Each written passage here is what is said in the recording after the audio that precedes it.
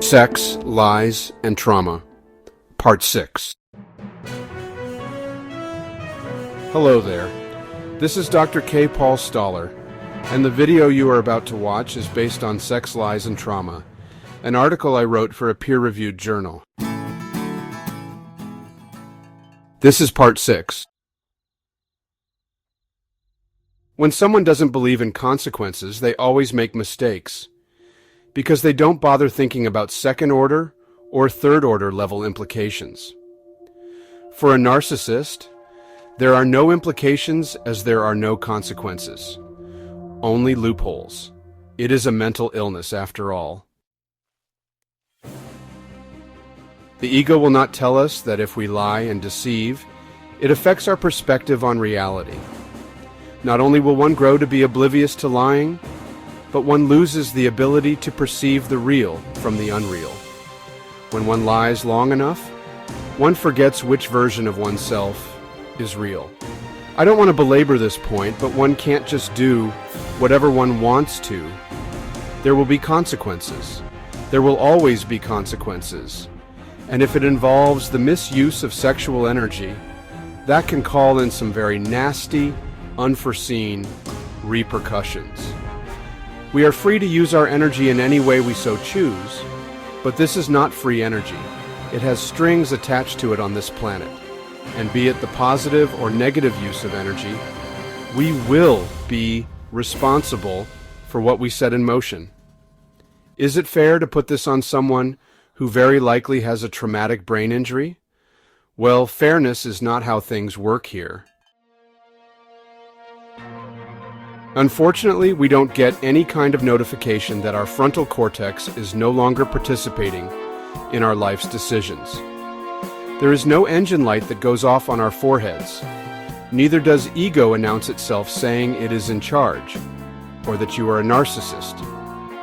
The ego lives in the moment, for itself only, and wants what it wants, but it doesn't blow a horn and step up to a podium to announce it is in control.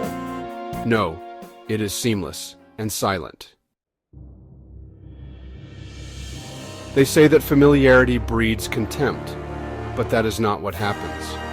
Familiarity causes oxytocin levels to drop. That might lead to contempt, but it is all about oxytocin. As oxytocin levels fall, the love light is turned off imperceptibly at first, like autumn leaves falling off a tree or a fire whose embers slowly cool. Like a thief in the night, the individual losing their love for their partner is usually as clueless about this process as the partner. When someone loses their love for you, not only do they withdraw their presence, but they literally become someone else from a psychoendocrine point of view. Symbolically, when two people fall in love, they create a union of energies, and in the context of that union, they are a certain person. But when that union dissolves, so does the person who existed in that union. Again, same appearance, same voice, but not the same person energetically. Once it gets to that stage, all one can really do is honor love's passage. But was it ever love or just hormonal infatuation? As the long-term relationship matures beyond infatuation, is a partner's love actually for you, or about the idea they have of you and what you bring to the table, be it lifestyle, emotional security, or a financial safety net? Doesn't sound romantic, but I can't say this too much. Romantic relationships are transactional. Prenuptial agreements make that pretty clear. But whether there's a written agreement or not, violating promises has consequences. All this pathos from the lack of just this one hormone, oxytocin plus or minus traumatic brain injuries. Starting in the 1970s, most families required two income streams to make ends meet. 20% of the individuals in business will have workplace affairs. 1 in 5. Young adults often spend more time with their co-workers rather than their partners, and they share purpose with their coworkers. I call it the pseudo-intimacy of the workplace. Modern society has encouraged women to be wives to their careers, not their husbands. So is it any surprise they want to mate with coworkers?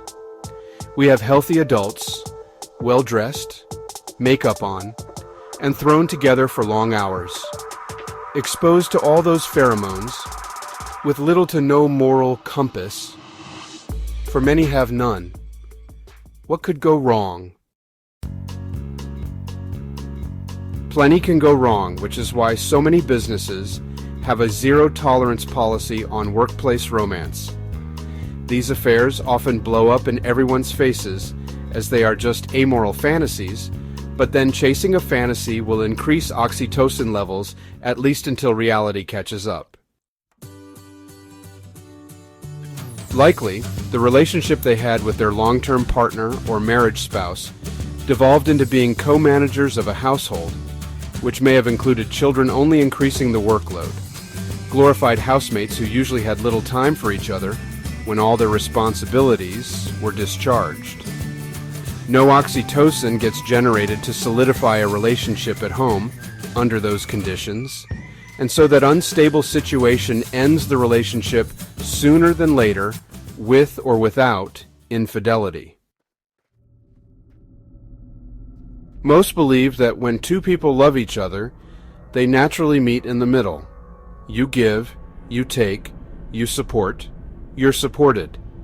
Sometimes one gives more than the other, but it balances out because there is respect and reciprocity. Relationships need to be nurtured and massaged. If one can't devote the time or interest, it only ends one way. If you want to experience something new and exciting, but you are in a committed relationship, end that relationship first, or deal with the fallout, from which there will be no escape, although the ego will try and convince one otherwise.